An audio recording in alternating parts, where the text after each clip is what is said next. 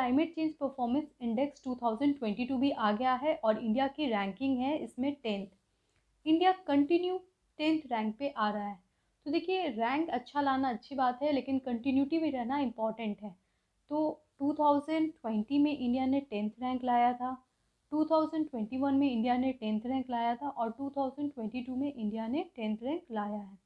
ये जो रिपोर्ट है ना, वो एनुअली निकाली जाती है, ठीक है। और इसमें टॉप कौन आया है, तो देखिए ये रिपोर्ट में टॉप आया है डेनमार्क, ये याद रखिएगा। और ये रिपोर्ट निकाली गई है 60 कंट्रीज़ और एक यूरोपियन यूनियन के साथ मिलकर। और इस रिपोर्ट में इंडिया की रैंकिंग 10th आई है, इसलिए इंडिया स्माइल कर रहा है। ये रिपोर्ट कौन रिलीज़ करता है, तो ये रिपोर्ट रिलीज़ की जाती है जर्मन वॉच एंड CCPI के द्वारा। और ये रिपोर्ट में ये भी बताया गया कि 75% green house gas emission G20 countries के द्वारा किया जाता है। G20 कंट्रीज़ ग्रुप है 19 कंट्रीज़ और एक यूरोपियन यूनियन का। आप बता सकते हैं कौन कौन सी कंट्री इसके मेंबर है, क्या इंडिया इसका मेंबर है? Question number 2, who will appoint as chief of naval staff? Naval staff के चीफ कौन अपॉइंट हुए हैं?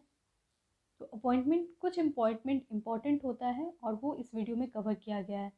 तो नेवल स्टाफ के जो चीफ अपॉइंट हुए हैं वो है आर हरि कुमार। आर हरि कुमार जो है वो अपॉइंट हुए हैं और वो रिप्लेस करेंगे करमवीर सिंह को, ठीक है। कुछ अपॉइंटमेंट देखते हैं जो 2021 में काफ़ी इम्पॉर्टेंट है।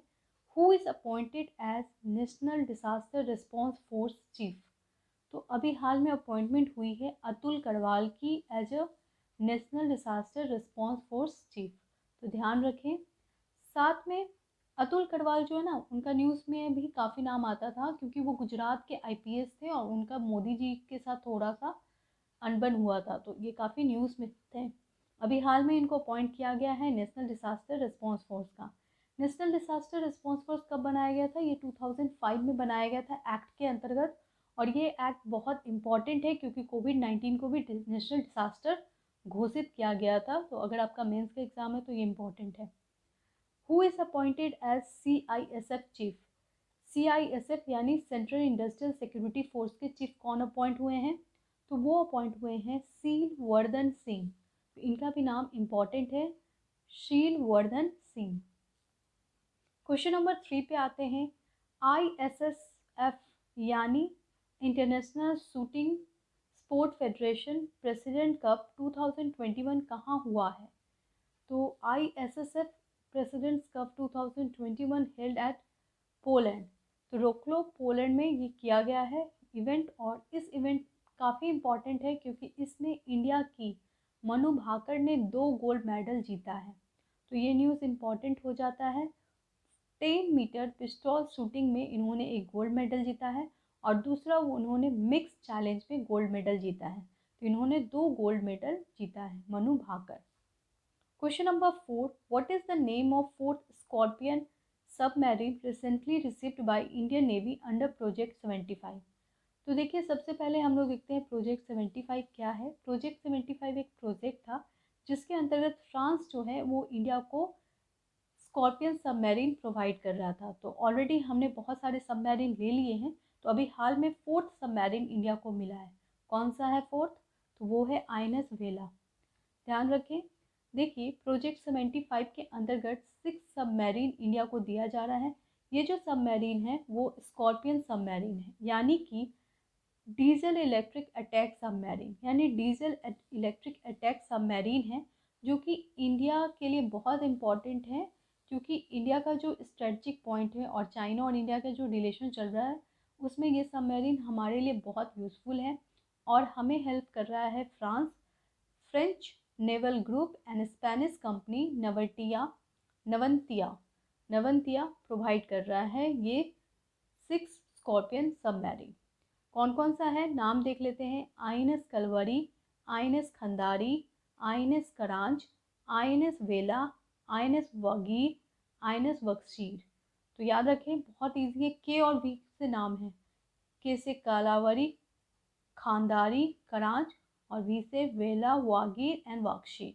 तो अब वी वाले ग्रुप स्टार्ट हो गए हैं, 4th तो मिल गया। इंडिया का पहला रिसर्च सेंटर जो कि ड्रोन टेक्नोलॉजी पे काम करेगा वो इस्टेब्लिश्ड हो गया है, आपको बताना है कहाँ। तो वो इस्टेब्लिश हुआ है आईआईटी गुवाहाटी में, जो कि आसाम में है। तो ध्यान रखें, आईआईटी गुवाहाटी में स्टार्ट किया गया है centre for research on drone technology. और ये सेंटर बहुत इंपॉर्टेंट है क्योंकि ये ड्रोन टेक्नोलॉजी पे काम करने वाला है। Question number 7, world science. एक और इम्पॉर्टेंट बात, इस पूरे सेंटर को किसने इनोग्रेट किया है?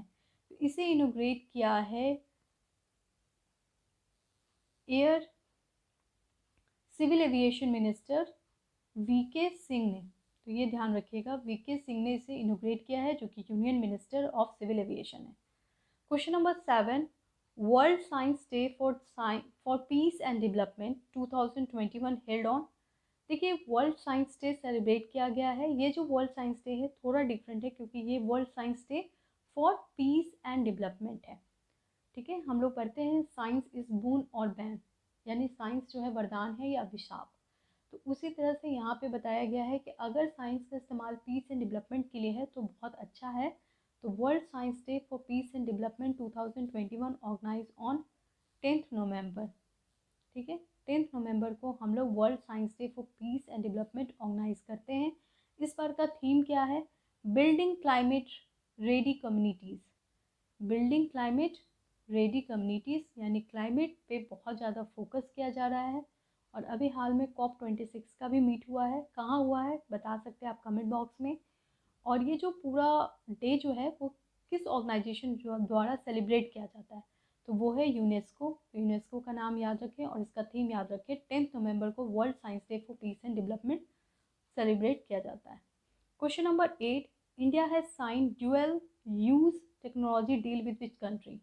देखिए, इंडिया जो है वो किसी कंट्री के साथ ड्यूअल यूज टेक्नोलॉजी पे काम करने वाला है। तो वो कंट्री है इज़राइल। इज़राइल और इंडिया मिलकर ड्यूअल यूज टेक्नोलॉजी पे काम करने वाला है। ये टेक्नोलॉजी जो है वो डेवलपमेंट से रिलेटेड है, जिसमें हम लोग ड्रोन, रोबोटिक्स, एआई, जिसमें इज़राइल काफ़ी आगे है, उससे मिलकर सीखेंगे। और इंडिया और इजराइल का ये डील हुआ है, डुअल यूज टेक्नोलॉजी डील।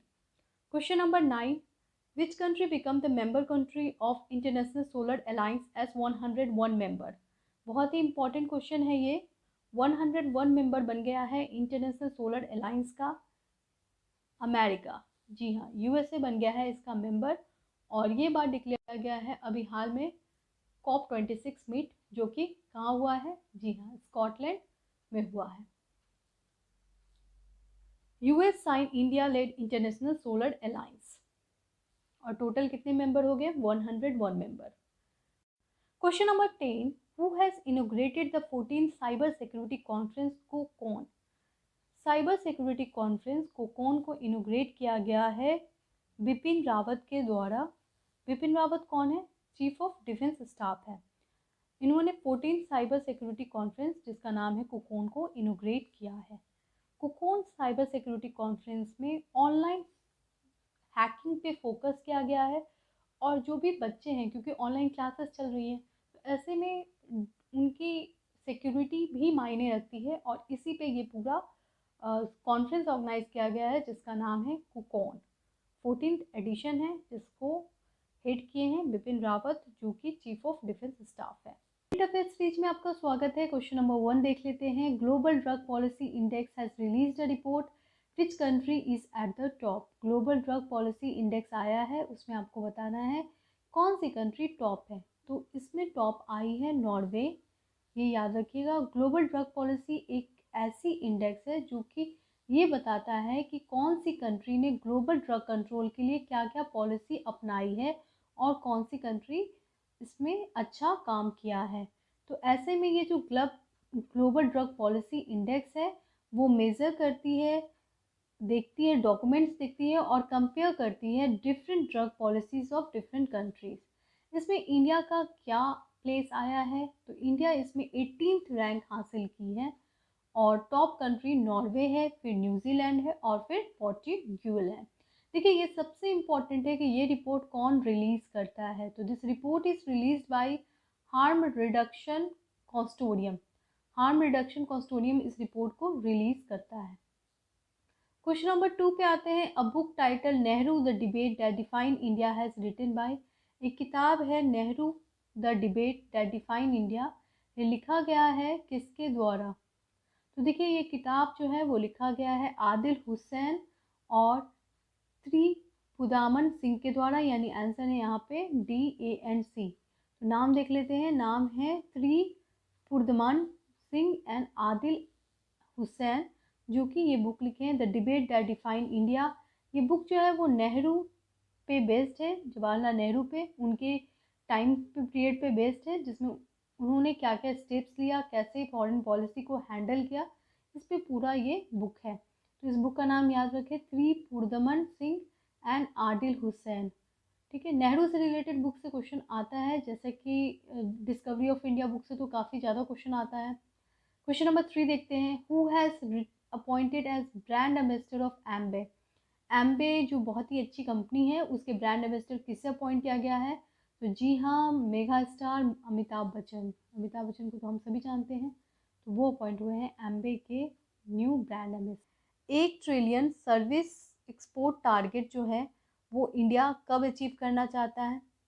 हमारा तो सपना है ना कि 1 ट्रिलियन हम लोग रीच करें, तो कब तक? 2030 तक। ठीक है, तो हम लोग चाहते हैं कि 1 ट्रिलियन सर्विस एक्सपोर्ट टारगेट हम 2030 तक पहुँचे। और ये बात कहा गया है पीयूष गोयल के द्वारा एक कॉन्फ्रेंस में। उन्होंने बताया कि इंडिया जो है वो 7th लार्जेस्ट सर्विस एक्सपोर्टर है वर्ल्ड का। ठीक है, और अगर आपसे पूछा जाए कि किस सेक्टर में इंडिया सबसे ज़्यादा सर्विस एक्सपोर्ट किया है, तो जी हाँ, वो है IT सेक्टर। आपके घर में भी बहुत सारे लोग होंगे जो सॉफ्टवेयर इंजीनियर होंगे, जो बाहर जाकर काम कर रहे होंगे, तो यहाँ पे IT सेक्टर जो है वो सबसे ज़्यादा सर्विस एक्सपोर्टर है।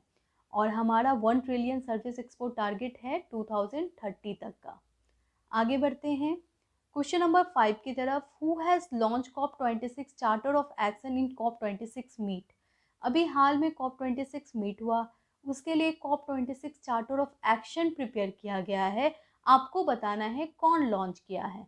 तो ये लॉन्च किया गया है रामेश्वर प्रसाद गुप्ता के द्वारा। रामेश्वर प्रसाद गुप्ता कौन है? ये सेक्रेटरी ऑफ इंडिया है। जी हाँ, ये इंडिया के सेक्रेटरी हैं रामेश्वर प्रसाद गुप्ता, और उन्होंने लॉन्च किया है। ठीक है, और ये जो पूरा बनाया गया है एक्शन प्लान, ये डेवलप किया गया है टेरी के द्वारा। टेरी क्या है? The energy resource institute.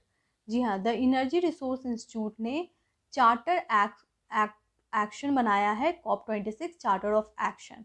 और COP26 में इंडिया ने 5 प्लान पॉलिसी बताया है, जो कि 3 नवंबर के आपके करंट अफेयर्स में अवेलेबल होगा, तो आप एक बार चेक कर लेना, पूरी डिटेल में वीडियो है। Which city has recently declared by UNESCO as creative city. अभी हाल में यूनेस्को ने एक सिटी को क्रिएटिव सिटी का टाइटल दिया है, तो वो सिटी है श्रीनगर। जी हाँ, श्रीनगर को मिला है ये टाइटल। और ये टाइटल क्यों दिया गया है? जी हाँ, आर्ट एंड क्राफ्ट के लिए। श्रीनगर का आर्ट एंड क्राफ्ट से तो हम सभी वर्जित हैं, जानते हैं। क्यों क्यों जानते हैं? क्योंकि आपके पास भी एक वुलन कुर्ता तो होगा ही श्रीनगर का बना हुआ इस विंटर में, तो बस वहाँ का आर्ट एंड क्राफ्ट काफ़ी फेमस है। यूनेस्को क्रिएटिव सिटी में देखते हैं किस किस सिटी को मिला हुआ है।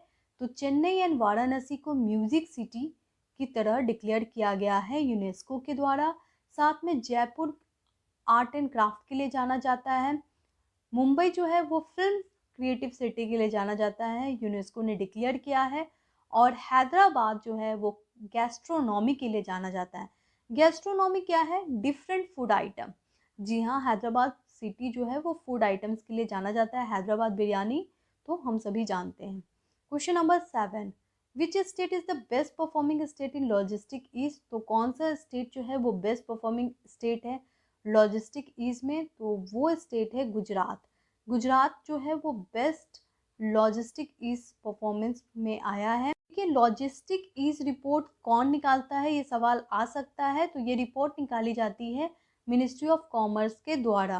क्वेश्चन आ सकता है ना, logistic ease report is release by NITI Aayog, ministry of commerce. तो आपको पता होना चाहिए कि मिनिस्ट्री ऑफ कॉमर्स ये रिपोर्ट निकालती है। और इसमें गुजरात टॉप आई है, सेकंड हरियाणा है, थर्ड पंजाब है, फोर्थ तमिलनाडु है, फिफ्थ महाराष्ट्र है। तो लिस्ट बिल्कुल ध्यान में रखें। और बेस्ट इम्प्रूवर में उत्तर प्रदेश का नाम आया है। ठीक है, क्वेश्चन नंबर 8 पे आते हैं। Shramik Mitra scheme has recently launch by, Shramik Mitra scheme launch किया गया है दिल्ली गवर्नमेंट के द्वारा। ये स्कीम क्या है? ये स्कीम जो है वो कंस्ट्रक्शन वर्कर के लिए लाया गया है, जिसमें वॉलंटियर्स जो है वो कंस्ट्रक्शन वर्कर को ढूंढेंगे, मिलेंगे और उनको गवर्नमेंट प्रोग्राम्स के बारे में बताएंगे।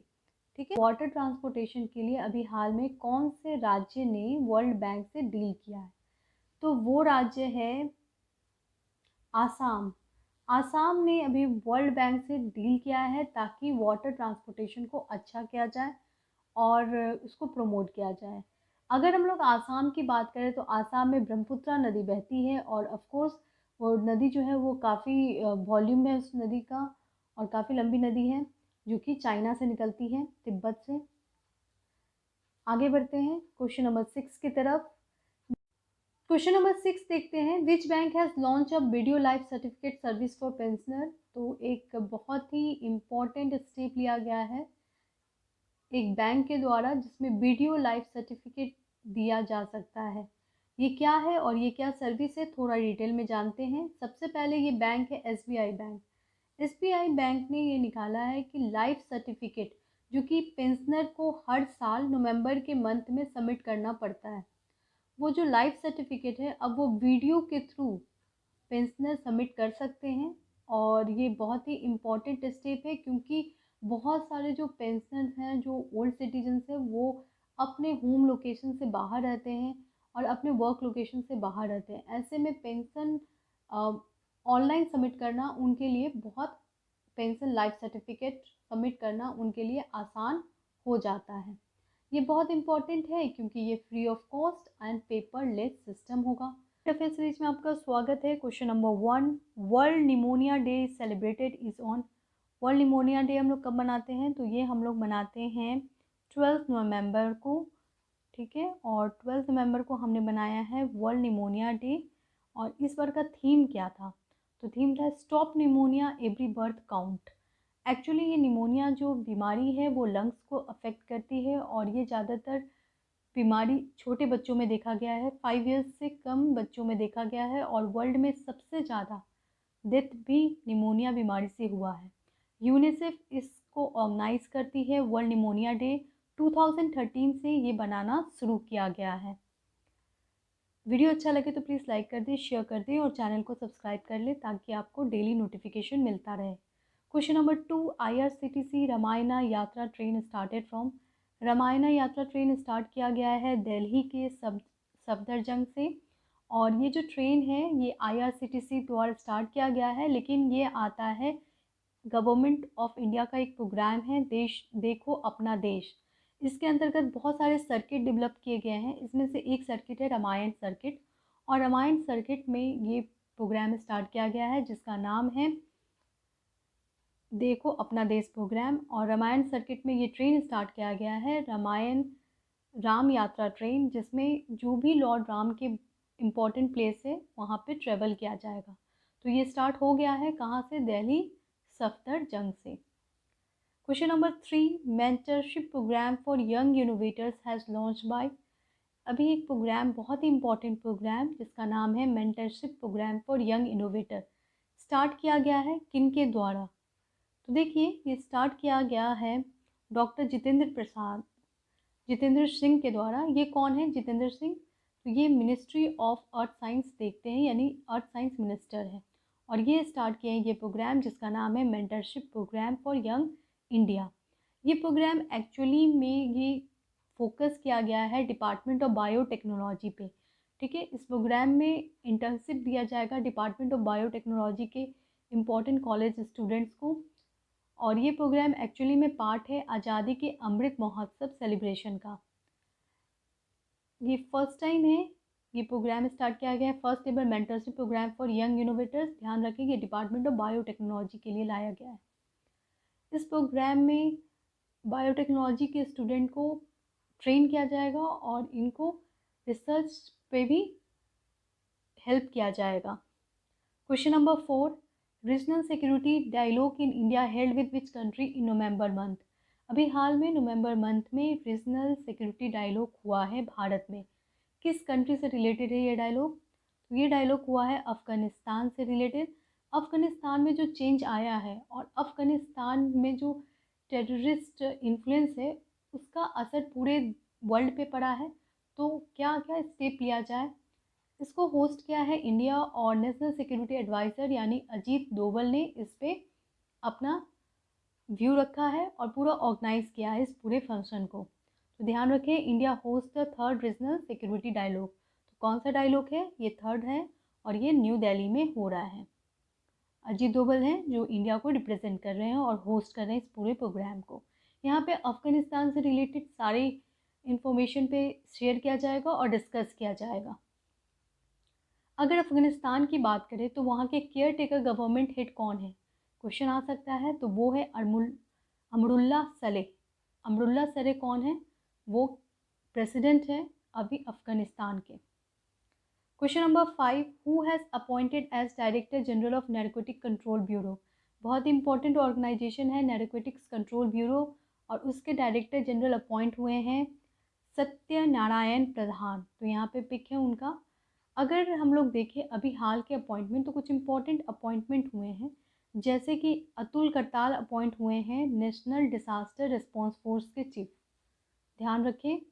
साथ में शिलवर्धन सिंह अपॉइंट हुए हैं CISF के चीफ यानी सेंट्रल इंडस्ट्रियल सिक्योरिटी फोर्स के चीफ। नारकोटिक्स कंट्रोल ब्यूरो एक इम्पॉर्टेंट ऑर्गेनाइजेशन है। क्या ये कॉन्स्टिट्यूशनल बॉडी है या नॉन कॉन्स्टिट्यूशनल बॉडी है? तो ये एक्चुअली में मिनिस्ट्री ऑफ होम अफेयर के अंतर्गत आता है और ये कोई कॉन्स्टिट्यूशनल बॉडी नहीं है। ये सेंट्रल लॉ इन्फोर्समेंट एजेंसी है जिसका टारगेट है ड्रग को कंट्रोल करना। तो ध्यान रखें, ये कब बना था? तो ये बना था 1986 में और हेडक्वार्टर न्यू दिल्ली में। Question number 6, who will become the goodwill ambassador of UN world food programme? देखिए, UN का एक बहुत इंपॉर्टेंट प्रोग्राम है, एक ऑर्गेनाइजेशन है जिसका नाम है WFP यानी वर्ल्ड फूड प्रोग्राम और इसके गुडविल एम्बेसडर चुने गए हैं डैनियल ब्रूइल। डैनियल ब्रूइल कौन है? जी हाँ, ये एक एक्टर है। ये स्पेनिश एंड जर्मन एक्टर है जिनको गुडविल एम्बेसडर चुना गया है वर्ल्ड फूड प्रोग्राम के द्वारा। Question number 7, which state has launch road safety initiative रक्षक?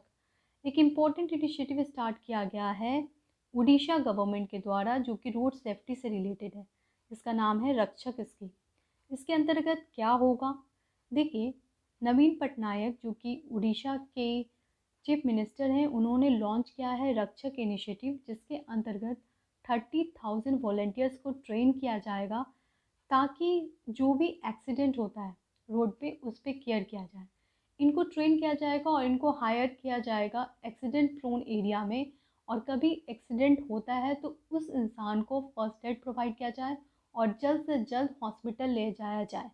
तो ये जो गोल्डन आवर होता है ना, जो एक्सीडेंट होते हैं उसके 1 आवर को गोल्डन आवर कहते हैं, उस टाइम प्रोटेक्शन किया जाए, केयर किया जाए और ध्यान दिया जाए तो वो इंसान बच सकता है। तो इसीलिए 30,000 वॉलंटियर्स को ट्रेन किया जा रहा है उड़ीसा गवर्नमेंट के द्वारा। स्कीम का क्या नाम है? रक्षक स्कीम। क्वेश्चन नंबर 8, मातृभूमि योजना has recently started by which institution?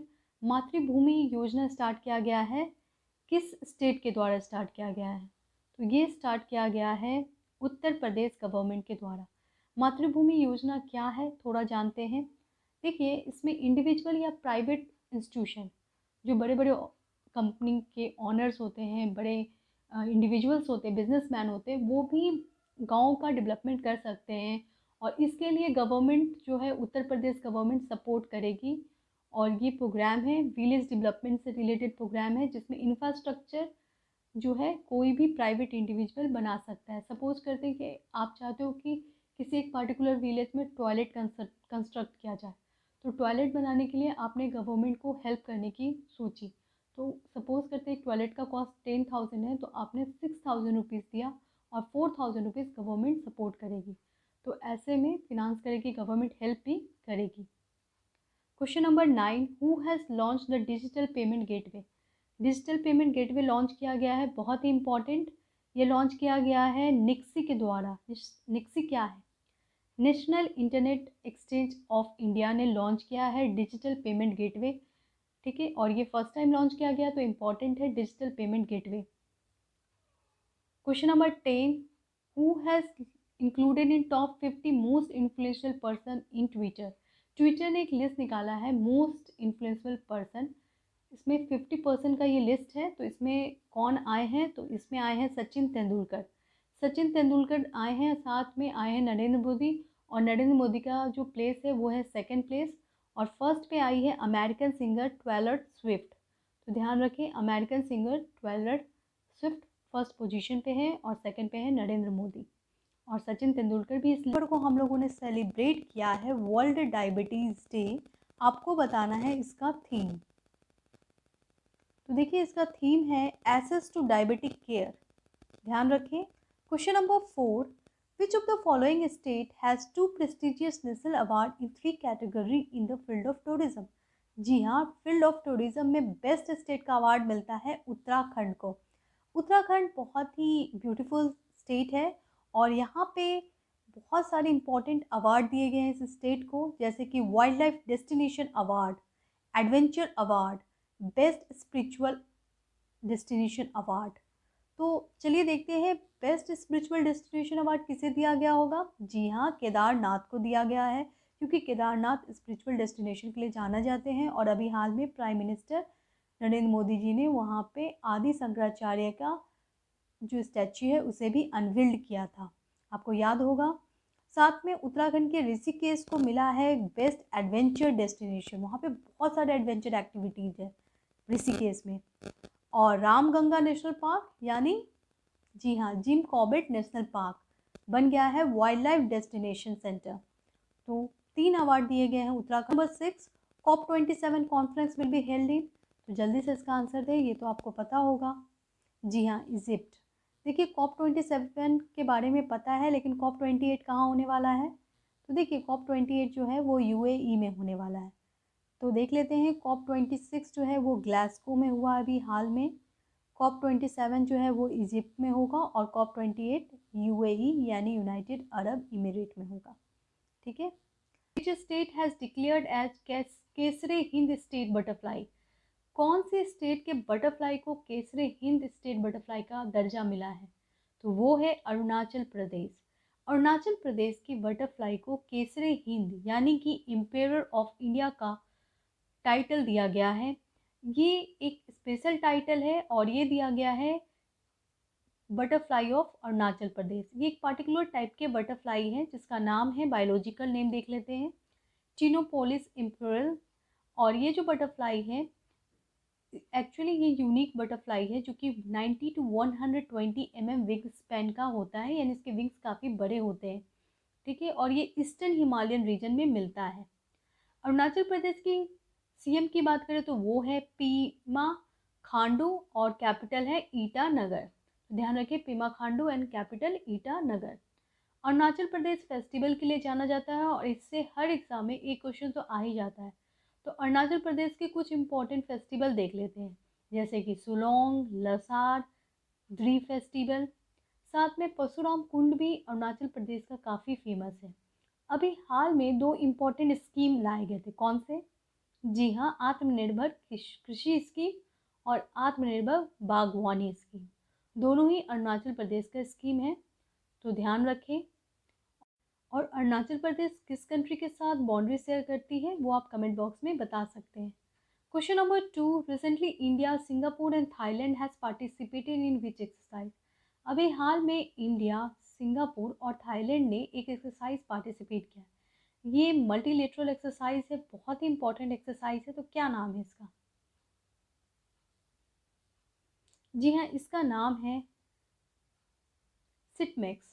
तो ध्यान रखें, सिटमेक्स 21। चलिए इस एक्सरसाइज का क्या नाम है, सिटमेक्स, बिल्कुल याद रहेगा। S for Singapore, I for India, T for Thailand. ये एक्सरसाइज काफ़ी इंपॉर्टेंट है, ये मल्टीलेटरल एक्सरसाइज है, और ये नेवल एक्सरसाइज है, अंडमान सी में किया जा रहा है। और इसमें कौन कौन सी कंट्री पार्टिसिपेट कर रही है वो तो आप समझ गए, लेकिन इंडिया का कौन सा शिप पार्टिसिपेट कर रहा है, तो वो है INS करमोक। तो ध्यान रखें, INS करमोक जो है वो इंडियन शिप पार्टिसिपेट कर रहा है। कॉर्पेट एक्सरसाइज में भी पार्टिसिपेट कर रहा है आईएनएस कर्मोक, और सिटमेक्स एक्सरसाइज में भी पार्टिसिपेट कर रहा है। आगे बढ़ते हैं क्वेश्चन नंबर 3 की तरफ। Prime minister Narendra Modi has inaugurated the first tribal freedom fighter museum at. जी हाँ, प्राइम मिनिस्टर नरेंद्र मोदी जी ने इनॉग्रेट किया है पहला ट्राइबल फ्रीडम फाइटर म्यूजियम। कहाँ?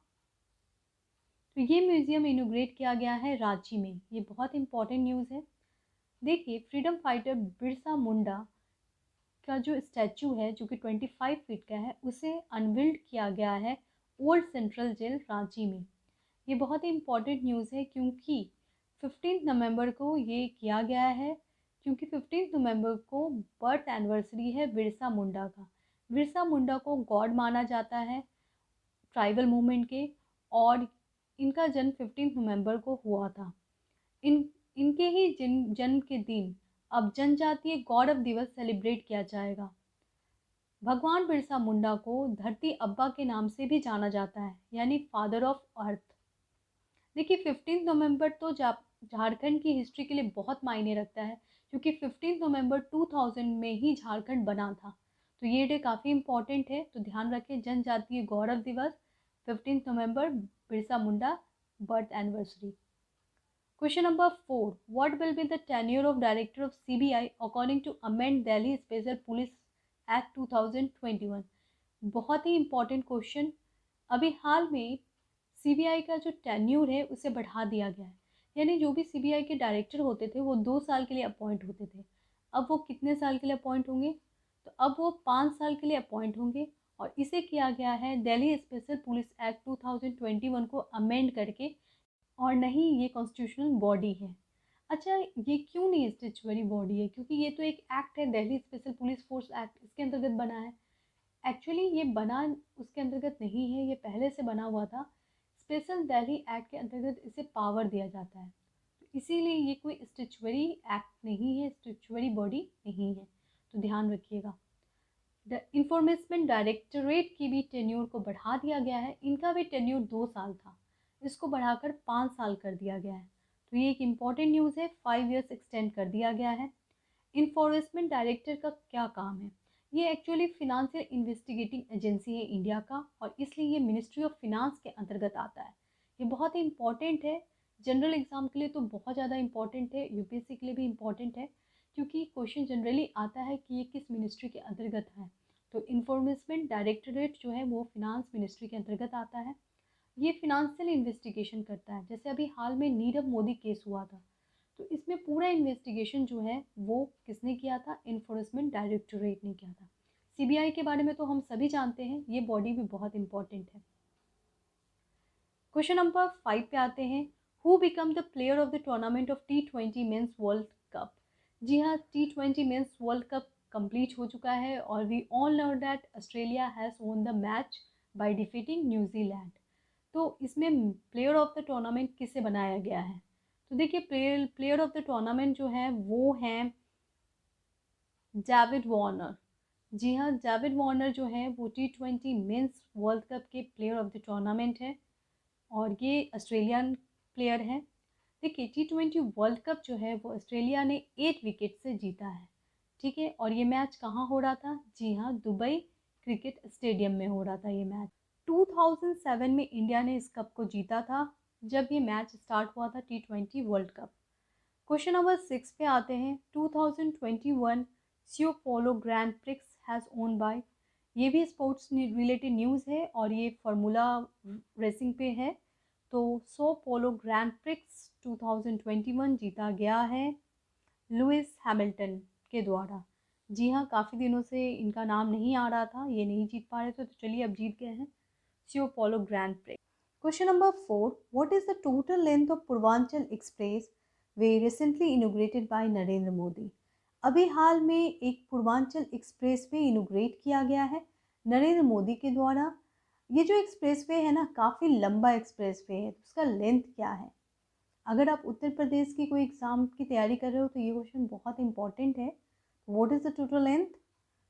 तो इसका लेंथ है 340.824। ध्यान रखें, 340.824 किलोमीटर। ये पूर्वांचल एक्सप्रेस वे बनाया गया है उत्तर प्रदेश में। ये काफ़ी अच्छा है, ये 6 लेन है, ठीक है। और ये लखनऊ एंड गाजीपुर डिस्ट्रिक्ट को कनेक्ट करेगा। NH31, NH31 जो है वो क्या करता है, लखनऊ और गाजीपुर को कनेक्ट करता है। क्वेश्चन नंबर 5, राष्ट्रीय रक्षा समर्पण पर्व हैज़ इनोग्रेटेड इन, राष्ट्रीय रक्षा समर्पण पर्व अभी हाल में इनोग्रेट किया गया है, कहाँ? तो ये किया गया है झांसी में। देखिए, राष्ट्रीय रक्षा समर्पण पर्व जो है वो मिनिस्ट्री ऑफ डिफेंस के द्वारा ऑर्गेनाइज किया जा रहा है, इम्पॉर्टेंट है। और ये किया जा रहा है on the birthday of Rani Lakshmibai. तो बर्थ एनिवर्सरी है रानी लक्ष्मीबाई का 17 नवंबर को, और इसलिए इस प्रोग्राम को स्टार्ट किया गया है राजनाथ सिंह के द्वारा, जो कि डिफेंस मिनिस्टर हैं। ये 17 से लेकर 19 नवंबर तक चलाया जाएगा, राष्ट्रीय सुरक्षा समर्पण पर्व दिवस।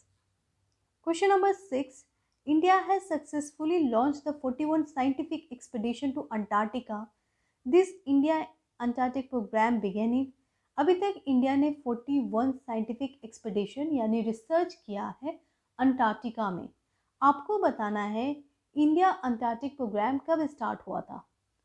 तो ये प्रोग्राम स्टार्ट किया गया था 1981 में। इससे क्वेश्चन बार बार आ रहा है अभी upcoming exam UPSC 2021 and UPPCS 2021 में। तो ये एग्ज़ाम के लिए बहुत ही इंपॉर्टेंट टॉपिक है। India has built 3 permanent research base station. अभी तक भारत ने 3 परमानेंट रिसर्च बेस स्टेशन बनाया है। दक्षिण गंगोत्री जो कि 1983 में बनाया गया था, मैत्री 1988 में एंड भारती 2012 में। अगर आपसे क्वेश्चन पूछा जाए कि इनमें से कौन अभी हाल में ऑपरेशनल है यानी अभी भी चल रहा है, तो केवल 2 है, मैत्री एंड भारती। ध्यान रखें, मैत्री एंड भारती अभी भी ऑपरेशनल है, लेकिन दक्षिण गंगोत्री ऑपरेशनल नहीं है। क्वेश्चन नंबर 7 पे आते हैं। देखिए, पर्पस वीडियो बनाने का यही है कि जो भी मोस्ट इम्पॉर्टेंट है वो आपके सामने लाया जाए और साथ में आपके एग्ज़ाम में काफ़ी हेल्प मिले, ठीक है। तो इसीलिए ये वीडियो बनाया जाता है। क्वेश्चन नंबर 7 पे आते हैं। Which country will host T20 world cup 2024? देखिए, 2024 का T20 वर्ल्ड कप कौन सी कंट्री होस्ट करेगी ये अनाउंस हो गया है। तो वो कंट्री है USA, ठीक है। तो 2024 का कौन होस्ट करेगा? टेक नीव एंड नीव at the rate of 75 has inaugurated by doctor Rajendra Singh for. अभी हाल में एक इम्पॉर्टेंट टेक्निव हुआ है जो कि राजेंद्र सिंह कौन है, साइंस मिनिस्टर हैं, अर्थ साइंस मिनिस्टर, वो इनोग्रेट किए इस प्रोग्राम को। ये किससे रिलेटेड है? तो ये प्रोग्राम जो है वो रिलेटेड है 30 साइंस इनोवेशन हब इस्टेब्लिश करने के लिए। ध्यान रखें, 30 साइंस इनोवेशन हब। देखिए, टेक नीव एंड नीव एट 75 प्रोजेक्ट जो है इसके अंतर्गत 30 science and innovation, science and technology innovation hub बनाया जाएगा 2022 तक। और ये जो पूरा प्रोजेक्ट है वो इसलिए ऑर्गेनाइज किया जा रहा है ताकि जो स्टार्टअप है, चाहे वो ट्राइबल स्टार्टअप क्यों ना हो, उनको भी सपोर्ट करने के लिए ये प्रोग्राम स्टार्ट किया गया है। तो ध्यान रखें, टेक्नीव या नीव एट 75। तो ये ऐप लॉन्च किया गया है मीनाक्षी लेखी के द्वारा। ये कौन है? देखिए, मिनिस्ट्री ऑफ कल्चर ने तो लॉन्च किया, लेकिन किस मिनिस्टर ने लॉन्च किया है ये भी क्वेश्चन आ सकता है। तो उनका नाम है मीनाक्षी लेखी। ये जो है वो ministry of state for culture and external affair minister हैं, जिन्होंने लॉन्च किया है आज़ादी के अमृत महोत्सव ऐप। अगर हम लोग इस ऐप में देखें क्या है, तो देखिए ये जो ऐप है इसमें जो भी एक्टिविटीज़ आज़ादी के अमृत महोत्सव में ऑर्गेनाइज किया गया है वो यहाँ पे मेंशन किया गया है। इसमें 3 लिंक बताए गए हैं, डिजिटल डिस्ट्रिक्ट रिपोजिटरी लिंक, उसके अलावा अनसंग हीरोज़, जो भी हीरोज़ थे उनके बारे में जो भी इंफॉर्मेशन है वो मिल जाएगा आपको यहाँ पे। साथ में हिस्ट्री कॉर्नर के बारे में इंफॉर्मेशन